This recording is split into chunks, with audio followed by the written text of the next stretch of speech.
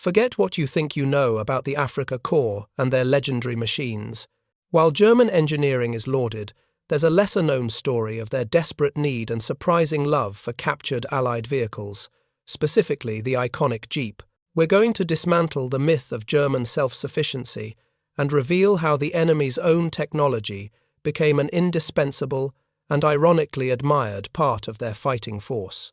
Wind scours the hardpan east of Eldaba. November 1942. A retreat road littered with burst tins and burned carriers. The Afrika Korps is falling back from the Second Battle of El Alamein workshops, leapfrogging behind rear guards, scavenging what they can keep moving. A Willys MB sits half-buried in powdery sand just off the coastal track hood, stenciling faint canvas, gone shovel still clipped to the side. A Werkstatt detachment from 21. Panzer Division rolls up, brakes rasping, and the mechanics climb down with tool rolls hanging from their belts. No speeches, no ceremony, just the problem in front of them. Can it move? Will it help? How fast? They circle the little truck short wheelbase, open body slab sides. One man checks the pintle, another fingers the axe bracket like it is a riddle. The senior Schurmeister walks to the grill, counts slots with a thumb, and pops the hood latch. The engine is small and square-shouldered, L-head valves in block simple lines they can read at a glance. Go devil, someone says, half a joke, half a note. Fuel spark compression, first principles. The air is hot enough to shimmer. The spanners are already warm in the hand. They pull the dipstick amber, not sludge. Radiator low but not empty. Battery 6 volts, clamps tight. The carburetor throat smells of last night's attempt to start it. The Corps has field orders to keep anything with wheels that rolls. Anything that can scout, carry messages, ferry a wounded man back over one more ridge. The Kübelwagens are good light, frugal, easy to live with, but there are never enough of them. And this Jeep, this thing looks like it was designed to be fixed in a dust storm with a knife between your teeth. Fuel jug, gravity feed, the starter grinds and coughs dead. Hand signals. A mechanic leans in with a crank and decides against it. The pulley bite is wrong for fingers today. Another man nods to the Opel Blitz. A rope comes out in one coil. Sand puffs. The Jeep is towed 10 meters, clutch. In ignition on second gear, dump the pedal. It barks once, twice, then catches, settles into a coarse, tight idle. The sound is not elegant. It is confident. Like a small dog that knows it is mean enough. They listen with faces still, timing good, no rod knock, exhaust sharp. Throttle blip. The nose lifts. The L-134 does not promise miracles, just work. They drop the hood and roll forward. The steering is heavier than a Kübelwagen's shorter rack, fatter tires, but the front axle climbs the broken berm as if it was built for it. Wheels pulling in 4x4, low leaf springs flexing, frame twisting. No complaint. One mechanic sitting shotgun watches the front prop shaft spin and grins despite himself. The idea is as impressive as the execution, part-time four-wheel drive you can select with a lever and forget until the ground demands it again. Across the flat they try stops and starts, U-turns, tight pivots on the brake, rear axle hops but holds. The driver kills the engine, clicks through the T84 gate, learns the throws. Nothing is precise, everything is predictable. That is the point. The pedals are where you expect them, the gauges are not lying. On the return leg he pushes harder. The Jeep runs with a thrumming urgency at 40 miles per hour. Hood straps drumming, windshield stubs, cutting the slipstream sand, spitting past the fenders. Back at the lay-by, the Schurmeister pulls a stubby pencil and writes in a greasy field, book wheelbase, 80 inches ground clearance, generous fording depth, decent if you are not foolish tools carried on board, blackout lamps, simple and effective. Then the line that tells you what these men really think, zweckmäßig. Fit for purpose, not elegant, not fragile, built so a tired corporal with bad water can keep it alive through noon heat and a night run. The kind of machine that forgives you when you are rough with it and answers when you are kind. They talk logistics because logistics is survival now. Spares, none in the German system. But the Jeep's very ordinariness is its advantage.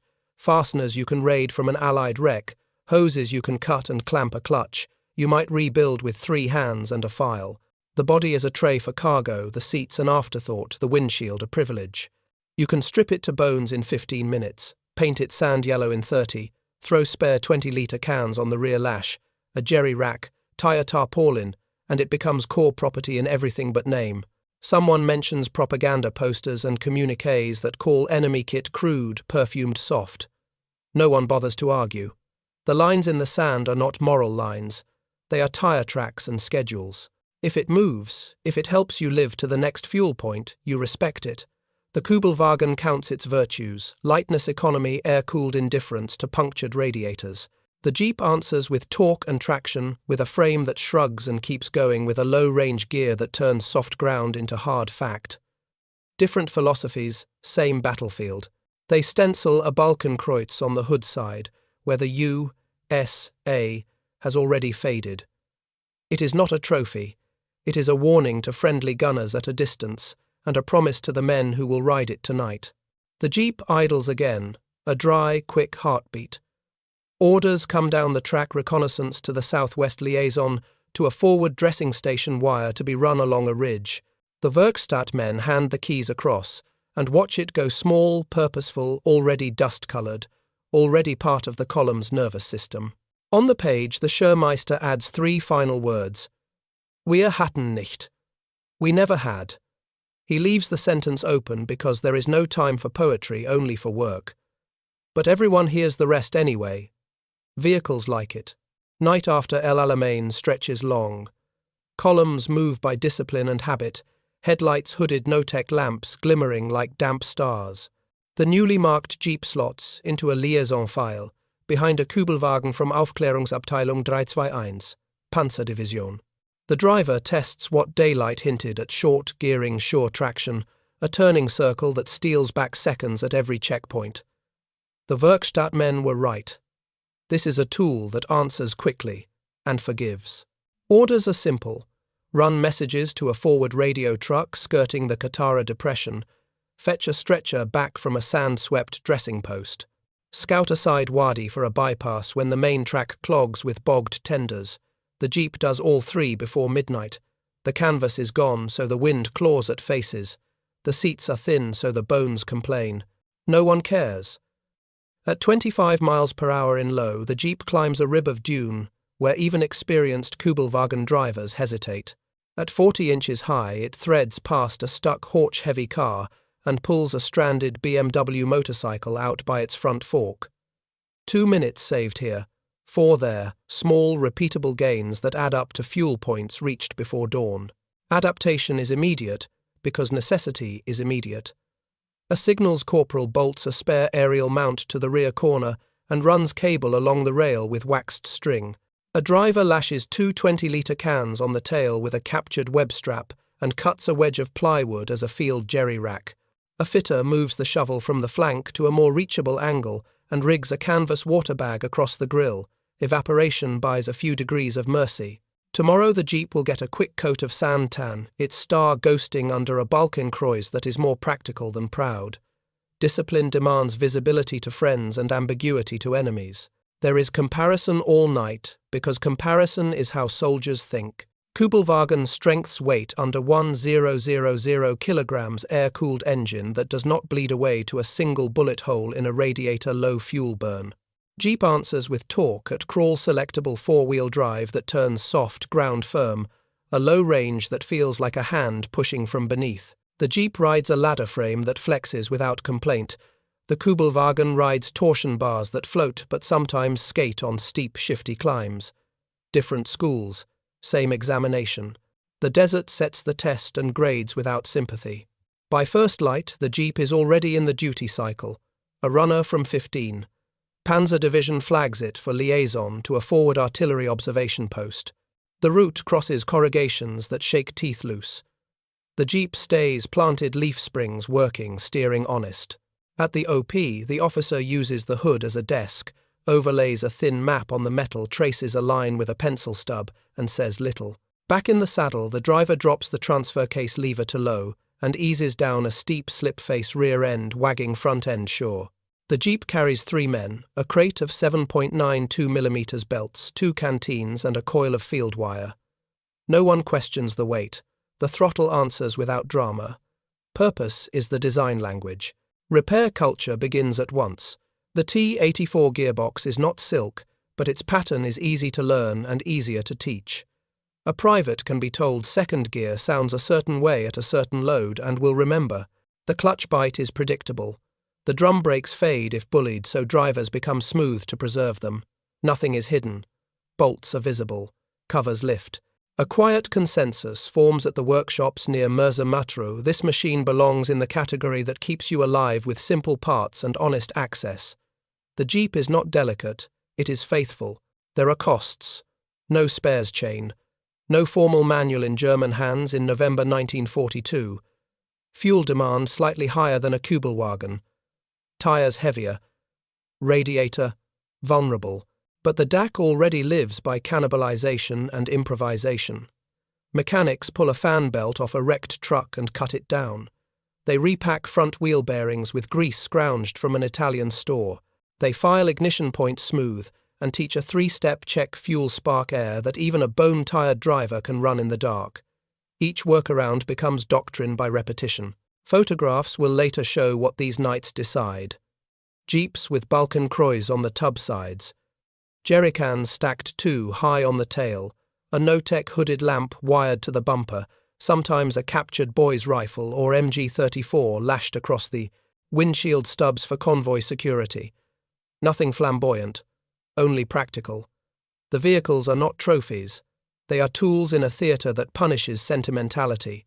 Numbers tell a colder story that every mechanic already intuits. By war's end, the Allied total of Jeeps will climb past 640,000 Ford GPW and Willys MB together. By comparison, the Volkswagen Type 82 Kübelwagen will tally around 500,000. The disparity is not an argument about superiority. It is a statement about availability. In the desert, availability becomes capability. A machine you can have today is better than a machine you can admire tomorrow. The Afrika Korps does not debate this. It adapts. A lesson spreads down the column. The Jeep is not faster than a car on the hard, but it is faster than a car when the track fails. The Jeep is not more comfortable than a truck, but it reaches places the truck will never risk. The Jeep is not armored, but its quickness and small size reduce exposure. The unit logbook entries begin to show it liaison completed sooner. Runner trips reduced by half, evacuation of a wounded signaller, achieved where a sedan would have belly scraped and quit. Margins. Always margins. At a halt near Fuka, the Werkstatt detachment that first coaxed the engine back to life services it in a wind that tastes of rust. Drain pan. Screen the oil. Rinse the air cleaner cup. Check the fan belt again. Tighten the prop shaft U-bolts by 1 flat. The shearmeister notes that the right front spring squeaks under compression. Dry leaf edges, advises a smear of graphite if any can be found. The driver logs fuel used and distance covered. The figures are unromantic and persuasive. When the column moves again, the Jeep drops to the rear to tow a small generator whose frame has cracked a rope, bridle a knot that will do a cautious pull. The horizon is a braille of heat and distance. Men watch the sky for jabos. Men count cans. Men calculate what can be saved. The Jeep does not promise victory. It promises another hour solved. Dawn heat lifts off the sand like breath. The Jeep is already smudged the color of the ground, its stencil cross-dry to the touch. What the Afrika Korps mechanics say out loud now is simple and unadorned. We never had vehicles like it. Not because Germany lacked clever engineers. Not because the Type 82 Kübelwagen was a failure, but because this quarter-ton 4x4 solves problems. The desert keeps asking hour after hour at the scale of a squad and the tempo of a patrol. Numbers first, because numbers cut through pride. Willys MB and Ford GPW together will top 640,000 by war's end. Volkswagen Type 82 Kübelwagen will land around 500,000. Availability is a capability. In North Africa, 1,941,942. The disparity is felt in the hands long before it is tallied on paper. A Kübelwagen rides light at roughly half a ton, empty air-cooled engine around the low, 20 seconds in horsepower, great on firm crust and endless on fuel. The Jeep carries a 4-ton rated Lodell, 134 side-valve engine, about 60 horsepower, part-time 4x4 with a low range that turns soft ground into solvable ground. Different answers to the same riddle. The desert grades both answers, and then it hands out make-up tests at midnight. The mechanics list strengths like they are packing a toolbox, ladder frame, twists and lives, solid axles front and rear, predictable articulation. Transfer case, 2. Lever you grab with a gloved hand when the surface goes from maybe to no. Leaf springs, not polite but honest. Battery and ignition, reachable. Carburetor, understandable. Filtered air, maintainable with a cup and oil.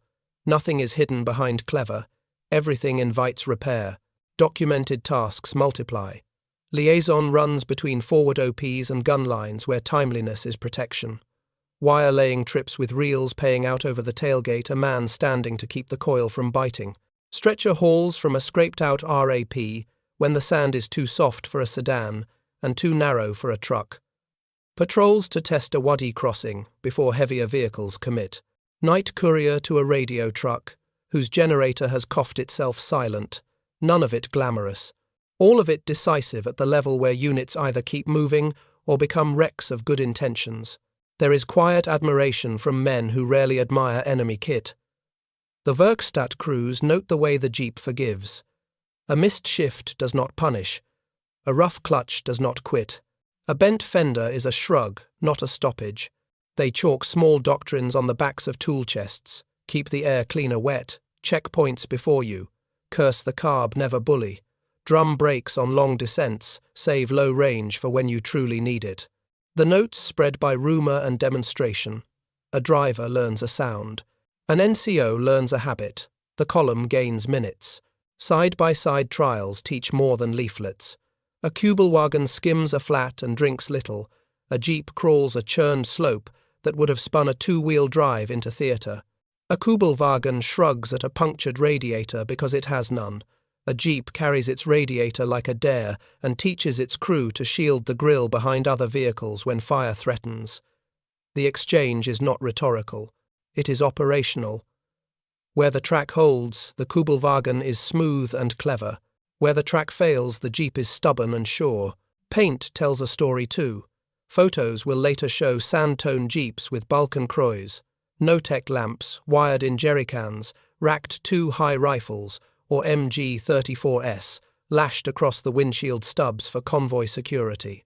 Field expedients become standard canvas water bag across the grille to shave a few degrees off the day. Shovel repositioned for speed. Spare fan belt looped around the grille upright like a talisman. A small generator towed at 10 miles per hour without protest. A broken staff car pulled free of a basin with a short jerk and a patient throttle. The phrase, "we never had," hardens into a mechanic's verdict. Germany had cars, staff cars, cross-country machines, with portal axles and diff locks in special units, brilliant one-offs and elegant solutions. But not this massed, simple, brutal little constant. Not a machine designed from the start to be produced by the 100,000, driven by the barely trained, fixed by the barely rested, and trusted by men who do not have time for myths. The Jeep is not the best at anything on paper. It is good at everything that matters in a place that breaks the proud and spares the prepared. There are limits, and the Corps knows them. Fuel burn higher than a Kübelwagen. Radiator a liability if shot hoses are consumable. Tires scar and fail under shale. Gearbox, not silk synchros absent in the early boxes, double clutching a learned language. But all of these are problems you can solve with hands and spares, or with cannibalization when spares disappear. The Jeep's genius is not that it never fails. It is that when it fails, you can make it right with what a desert gives. A desperate man wire tape, a file, a donor part, a lesson remembered at 3 a.m. The human ledger fills with small dated lines. 21. Panzer Division workshops handing one over to Aufklärungsmen for a ridge recon west of Fuka. Panzer runners shaving half the courier time between aid post and signals van in November's retreat. 90. Leichter Division using captured jeeps as map tables and wire sleds on a day when sand rollers turned the main track into a cemetery of ruts. Not legend, routine. And routine wins margins, and margins keep units alive long enough to matter tomorrow. By the second week after El Alamein, the Werkstatt officers no longer need to argue for each jeep they keep. The results argue for them. The little 4x4s carry wire-water wounded words. They tow what should not be towed, and climb what should not be climbed. They are not symbols, they are answers. And when the Schurmeister closes his notebook at last light, he writes the same 3 words again: Wir hatten nicht. He does not finish the sentence. He does not need to. Everyone in earshot knows the ending. Capture turns into habit. Habit turns into doctrine. By late November 1942, west of Mersa, Matruh, along the long recoil toward Agheila, the pattern is clear. Captured jeeps do the unglamorous things well and repeatedly. They stitch the column together when radios fade. They carry wire to the last fold of ground water to the last man still working a jack messages to the last gun still ranged. No banners, just problems met at speed. Evidence does not live only in diaries and logbooks at the front. It follows men into captivity. When Afrika Korps mechanics are processed through ports in Egypt and sent across the Atlantic Camp Hearn in Texas, among other sites, interrogators note the same plain theme in 1943, 1944, respect for the quarter tons, reliability, and for the fact that there always seemed to be another one.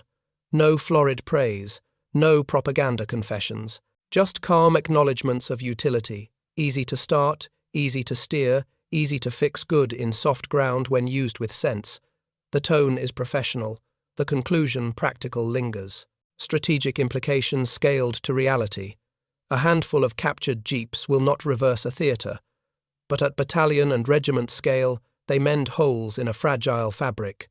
A liaison leg done in 20 minutes instead of 40 keeps an artillery fire plan synchronized when dust eats the net. A stretcher moved in 1 lift instead of 2 keeps a medic at his station when the sun is a hammer. A wire run that reaches the OP before dusk preserves a night barrage that would have drifted into silence. These margins do not headline communiques. They change whether a rearguard clears a defile before dawn, whether a fuel point survives one more day, whether an encirclement tightens or leaks. There is an operational psychology at work. Crews trust what responds. The Jeep answers to inputs with no mystery. You feel its front axle claw when 4x4 engages. You feel the frame take a diagonal and hold its shape. You feel the L-head pull without drama. Trust accumulates. Trusted tools are worked harder. Worked tools earn maintenance priority, even when they are technically enemy property. That priority is visible at every dusk.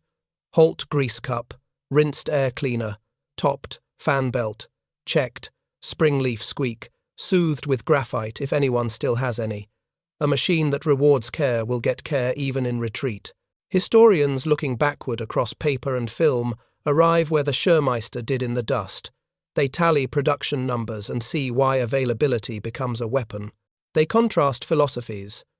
The German preference for light frugal 2-wheel drives that float on hard surfaces versus the American insistence on a universal 4x4 that accepts abuse and thrives in soft ground. They read POW reports, workshop summaries, and photographic runs of sand-toned jeeps with Balkenkreuzer and Notec lamps, and conclude cautiously that the Jeep did not change the war. It changed thousands of small days inside it.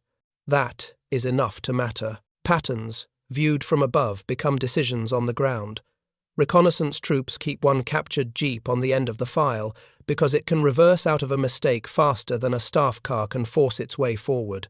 Signals platoons tack a reel to the tail because the Jeep's throttle can hold a crawl steady without surging.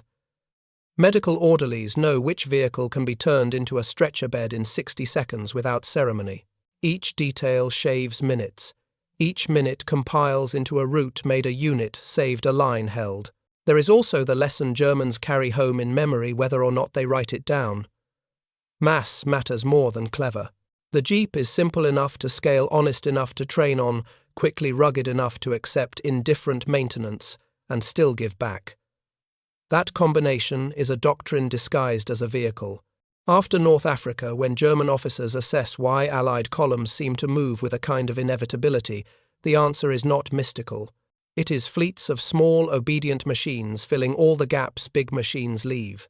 Limits are never hidden. Radiators remain a liability every man knows to shelter behind a truck when fire threatens. Fuel burn remains higher than a Kübelwagen. Every driver learns to coast the corrugations and keep hands light. Tires remain temperamental. Every workshop keeps a tally of patches and swaps. Yet none of these limits breach the core bargain. The Jeep trades elegance for endurance, perfection for presence, frugality for reach. In the desert's arithmetic, the trade pays. Photographs taken by both sides fix the image that survives a squat, dust-coloured 4x4 with cans stacked on its tail, a hood used as a desk, a map pinned by a stone, a corporal looking past the bumper at a slope already printed with tracks. The Balkenkreuz does not make it German. The star beneath does not make it American. The silhouette makes it useful. That utility is why veterans who walked out of the desert recall the Jeep with the same unembarrassed gratitude they reserve for a full canteen and a shade net that held through noon. By the time the retreat reaches El Agheila in December 1942, no one is surprised when a staff captain asks for a captured Jeep by type, not by number, because the type is what counts. The mechanics who keep them running do not romanticize any of it.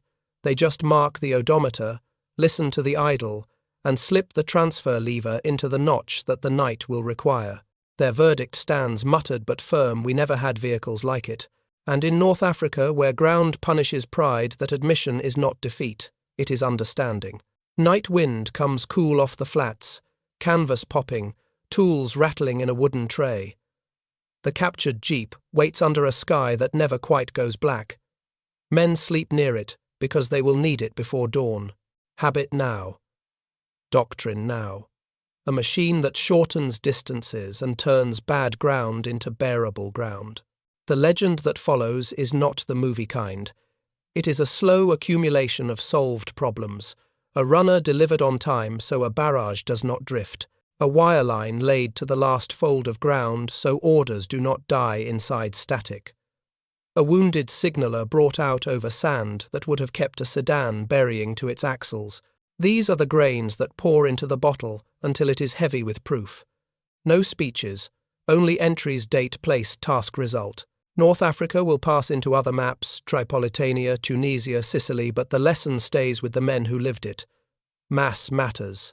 Simplicity matters. A quarter-ton with four-wheel drive, 4x, 4 and low range becomes a doctrine in steel. Germany had clever cars that floated on firm crust, economical, elegant, precise. The Americans brought a flood of small 4x, 4s that forgave rough hands and thin maintenance. In the desert's arithmetic, the flood wins. Not because each Jeep is perfect, because there is always another one, and each one yields the same honest answer to the same hard question. Mechanics write it their way. Ladder frame lives, solid axles predictable, transfer case answers, leaf springs rough but faithful, L-head 134 pulls without drama, air cleaner keep it wet, points check them first, fan belt carry a spare looped on the grille upright, radiator guard it with position, not hope. These are commandments born of sun and grit passed in the shade of a truck while tea goes lukewarm. A driver hears them once and repeats them forever. A unit inherits them without realizing it. Photographs fix the silhouette that memory keeps squat, stance, shovel and axe, clipped cans stacked too high on the tail, a no-tech lamp hooded to a sliver Balkenkreuz ghosted over a fading star. A corporal uses the hood as a table. A pencil stub scratches a route. A stone pins the map. Another man looks past the bumper at a slope that has already defeated better-mannered cars. The Jeep does not promise victory only the next kilometre on time. That promise kept often enough becomes reputation. POW talk later, makes the rounds in interrogation rooms and messes. Calm, factual, almost grudging respect. Easy to start, easy to steer. Good in soft sand if you use your head. Can be fixed with poor tools if you keep the routine. The tone is professional because the experience was. The word reliable comes up more than any brand name. The phrase "we never had vehicles like it" does not sneer. It records. Historians who refuse romance still concede the pattern. They tally the Allied total hundreds of thousands of jeeps by war's end against tens of thousands of German light-field cars. They map where radio nets failed and where couriers mattered, where soft ground decided a timeline, where a stretcher ride done now instead of later changed who could still work. A key still, lay a line, still aim a gun at the right hour. They avoid grand claims. They keep to what paper and film can bear. The verdict stays narrow and firm. The Jeep did not change the war. It changed the texture of countless days inside it. That texture, less delay, more reach, tilted margins that men could feel. There is a legacy in how units think about light mobility afterward. Not a copycat mania, an appreciation for scale and forgiveness. Machines that can be built in floods. Machines that accept indifferent maintenance and still give back. Machines that reward good habits without punishing bad ones so violently that the day ends early. In staff notes and post-war lectures, the idea surfaces again and again. Mobility you can trust multiplies everything you already have. The Afrika Korps never owned the Jeep in any proud sense. It borrowed it from the ground and from the enemy's factories. It stamped crosses on paint that would flake back to a star. It used the machine hard and returned it to the sand when the end came, sometimes burnt, sometimes broken, sometimes simply out of fuel, with the key turned horizontal in a last neat gesture. Yet even in defeat the verdict does not change. The machine was fit for purpose, zweckmäßig. The desert respected that, and soldiers did too. At the end of a long retreat, the surviving Werkstatt men still do the same. Last rites at halt cup the air cleaner, skim the oil, tighten the U-bolts by one flat, feel the belt with 2 fingers, wipe grit from the distributor cap, with a careful thumb. Not ritual continuation. They know that when the line moves again, there will be corrugations like washboards, and the little 4x4 will skate, then bite, then pull. They know the driver will double-clutch the T-84 once or twice badly, and the box will forgive. They know the frame will take a diagonal and flex without complaint and set them down on the hard again. The desert writes its own epitaphs. On some morning near El Agheila, a captured jeep idles at the tail of a file, while a wounded man is eased in a coil of wire is kicked straight, and a corporal folds his map without looking. The engine note is dry and quick. The road ahead is not a road at all, just a guess. The driver engages 4-wheel drive nudges into low, and the machine answers. That answer again, and then again, becomes the thing veterans remember, with unembarrassed gratitude. Water. Shade. A ride that made the difference by being present and prepared. Not a hero. Not a miracle. A tool that earned respect from men who did not give it lightly. The desert's true all-terrain champion. Because it showed up, took the punishment, and kept the hour.